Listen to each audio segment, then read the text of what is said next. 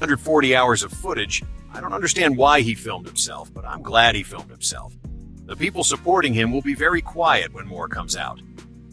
50 Cent's Netflix documentary, Sean Diddy Combs, The Reckoning, flipped Diddy's world the moment it dropped. But despite how explosive it was, some of the biggest secrets never made it to the screen.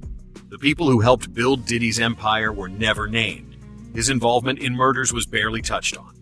Kim Porter's autopsy report was left out. Leaked voicemails allegedly connecting Diddy to Tupac's murder were never aired. So, today, we're breaking down everything that was left out. I got my MTV out. Savage! I'm a savage! Oh! I'm a savage! Whatever I want, I'm going to get! Whatever I want, I have to get! On December 27, 1999, Diddy and Jennifer Lopez were celebrating at Club New York in Times Square when a confrontation occurred between Diddy and a man named Matthew Scar Allen. Witnesses claimed that Allen or one of his associates threw a stack of money in Combs' face, after which Diddy became violent. At this point, Diddy allegedly pulled a gun and shot a woman, Natanya Rubin, in the face. Charges and allegations against me are 100% false, and I feel confident that in the next couple of days that I'll be vindicated. Everything will be all right. Words of confidence from rap star Sean Puffy Combs, made after he posted $100,000 bail on 3 counts of weapons charges. Combs' latest run-in with the law started at Times Square's Club New York, just after 2 o'clock Monday morning. Based on an eyewitness account, prosecutors say Combs, partying with girlfriend and actress Jennifer Lopez, got into an argument with someone. That person reportedly then threw a stack of money in Combs' face. Prosecutors then say one of Combs' associates, 19-year-old Jamal Barrow, also known as the rapper Shined, opened fire, while Combs reportedly pulled out a pistol of his own. The fact that Mr. Combs has been arrested is because some person alleges that he had a gun. Combs and Lopez fled the club, speeding away in his chauffeured Jeep. 3 people inside the club were injured, 2 of them critically, including a young woman with a bullet lodged in her cheek. Police say a high-speed chase involving Combs, Lopez, and 2 of his men riding up front spanned 20 blocks up 8th Avenue, through at least 11 red lights. When the squad cars caught up, a gun was found near the front seat. Everyone in the car... That Diddy ran away after the shooting and had to be pursued by law enforcement proves that he was hiding something. According to reports, he ran at least 11 stop signs and was only stopped after a high-speed chase by the NYPD. When he was finally caught, authorities allegedly recovered a stolen firearm. Is that something an innocent man would do? Innocent people don't panic, flee, and take those kinds of risks unless they're trying to escape the consequences of something far bigger. On Sunday evening, I went to Club New York, and under no circumstances whatsoever did I have anything to do with a shooting. I do not own a gun, nor did I possess a gun that night. I had nothing to do with a shooting in this club. I want to make this 100% clear. I had nothing to do with a shooting in this club. And I feel terrible that people were hurt that night. I'm positive in the next couple of days, due to the investigation, that the truth will come out. Thank you very much. Let me say this once. It is very frustrating that every time some person decides to make an accusation against Mr. Combs, that the press reports it as if it's true. It is a total lie. Mr. Combs went by himself in a limo with Miss Lopez, went to a club. He did not possess a gun. She did not possess a gun. Whatever happened at the club had nothing to do with him. There were shots fired. And when he went outside and he was whisked into a car in the back of the car with Miss Lopez, the gun was found in the front where 2 other people were. Now, the reason Miss Lopez was dismissed is because if you or I went into a car and sat in the back seat and a gun was found in the front, our cases would be dismissed. The reason Mr. Combs' case was not dismissed is a simple one, because every time someone lies, you all take it as true. He had nothing to do with this. Diddy's lawyers denied that Diddy was ever involved in the shooting, and that it was just a coincidence that the vehicle he was using to run away from the police had a stolen gun inside. Keep in mind that more than a dozen people from inside the club, including the woman who was shot, all said that Diddy was involved. Natanya Rubin has the bullet lodged in her face to this day, and this is what she said. There's no doubt in my mind who shot me. You have said since really right after the shooting that it was P. Diddy who shot you. I was standing by the front door. I watched the entire thing out. I had no reason to believe that it would escalate to a shooting. It was just male machismo and bravado at first. A lot of pushing and shoving, raised voices, hands. But then I saw them reach in their waist and draw from their hip. And I knew. I instantly turned to my friends and told them, be careful, watch out. And when I turned back, I know, and I've said over and over, I've heard the voice of God said, you are about to be hit. Calm down. And as I said no, I looked straight forward ahead and I watched the muzzle flash from both of their guns and I felt the impact to my face instantly. J-Lo testified at the grand jury, as did many other people. It needs to be reopened because if that is in fact the case, she carried the gun in and she lied. As if all of this wasn't enough, Diddy also bribed the driver to take the fall for him. He told the driver that he would pay him $100,000 if he said that the gun was his. Eventually, rapper Shine Barrow ended up taking the fall for Diddy's crime and was convicted, receiving a 10-year prison sentence for his alleged involvement in the shooting. Over the years, Shine has claimed that Diddy framed him and used his connections to escape. This allegation isn't something that elites in the industry are new to. Diddy, J-Lo, Jay-Z, and Beyonce have all been involved in trials throughout their careers with direct physical evidence tying them to the crimes, but they've never been indicted until now. Jennifer knew nothing, had nothing really to do with any shooting. She certainly had nothing to do with any gun. And we were confident that if they did do the kind of investigation they did, that would be the end of it. And it wasn't just Diddy who was committing crimes. That same year, just weeks before Diddy shot someone in the face, guess who else was involved in an attempted murder? Jay-Z. A top rap star is busted. Jay-Z turned himself in tonight and the cops started working on his rap sheet, accusing him of a stabbing at a trendy party. Kimberly Richardson is at Midtown South right now. Kimberly. Well, Rosanna, just a few hours ago, police here at Midtown South arrested Sean Carter, better known as Jay-Z. The rap star voluntarily turned himself in here at the precinct earlier this evening. Now, Carter is being held here in connection with that stabbing fight that erupted at the Kit Kat Club last night.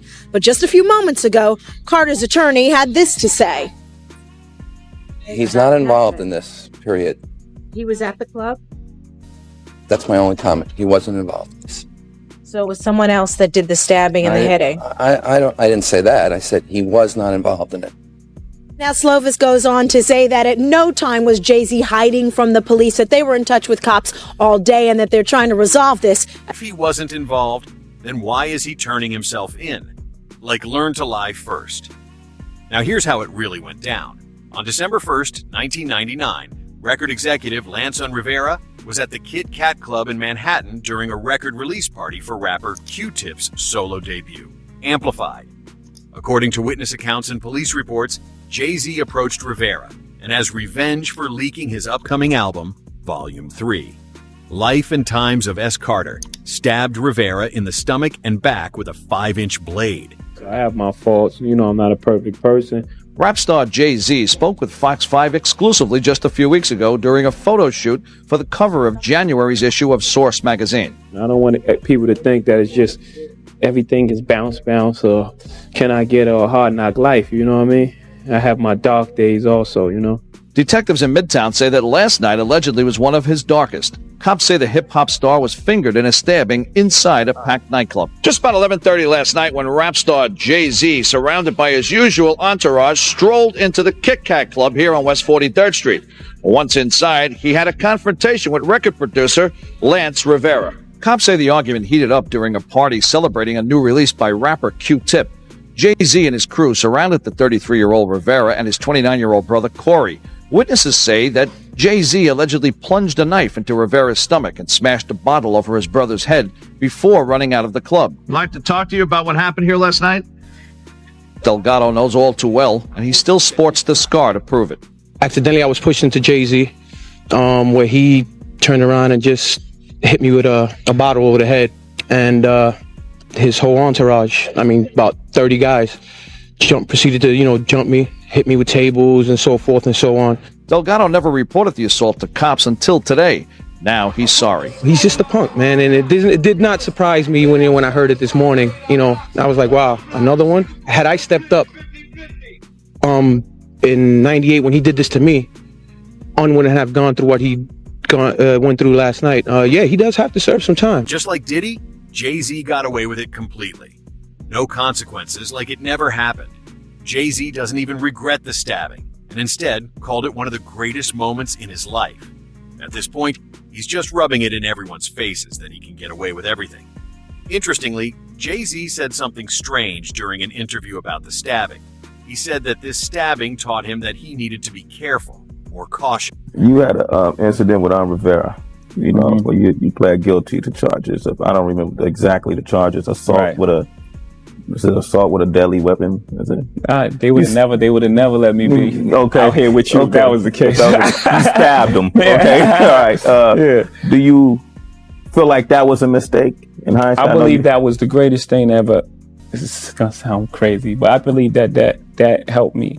You know what I'm saying? Because that put the brakes on everything. That let me know that no matter how successful you are and how much you're on your road, it can all stop.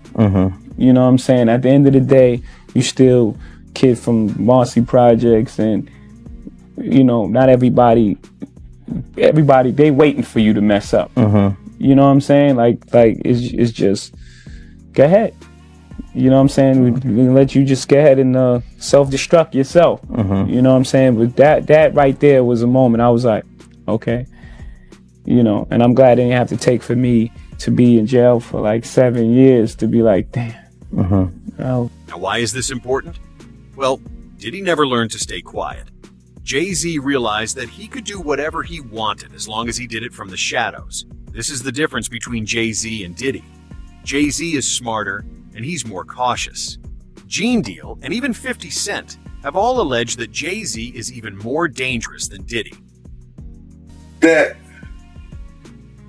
the people in power had gave that reign to Diddy, and Jay was next in line. So to separate him, when in fact they may be two of the same, but because Jay-Z is low-key, that low-key sneaky shit, and Diddy is and was rambunctious, just out with it. It don't mean that they not two of the same. One just a little quiet with his shit. What happened at the basketball game? When they ran into, you guys ran into Jay-Z? They were just talking. They was talking amongst each other about their little white girls. They little skinny white girls. And did Diddy always say negative things about Jay around you? The time he was trying to get Ja Rule to go at Jay, yeah. Jay-Z is just one of the music executives Diddy was involved with. Jay-Z was working with Diddy, but unlike Diddy, he was pulling the strings from the dark. The worst part is that Jay-Z wasn't the only one. Amen. Shout out to Diddy, Happy New Year. You know what it is, DJ Cal, it's all about victory. I'm going in. You better believe it. Shout out to Def Jam, we the best. You know what it is, it's 2010, baby. It's the takeover. I'm going in. Happy New Year to the whole planet. God is the greatest. Real talk. And if there's anything that somebody can say better than that, I'm all ears. But with that being said, Continuous blessings to the whole entire universe. Let's do it way big. I want to give a shout out to my brothers that have been inspiring me and been my friends for a long time. One of my best friends in the whole world, Busta Rhymes in the house. You know what I'm saying? Been my friend for a long time, ever since I was like 12 years old. Just to give you a sense of how powerful Diddy's network actually was, Diddy has been close friends with multiple U.S. presidents. Obama, Bill Clinton, and even Trump were all friends with Diddy and have been photographed at his parties.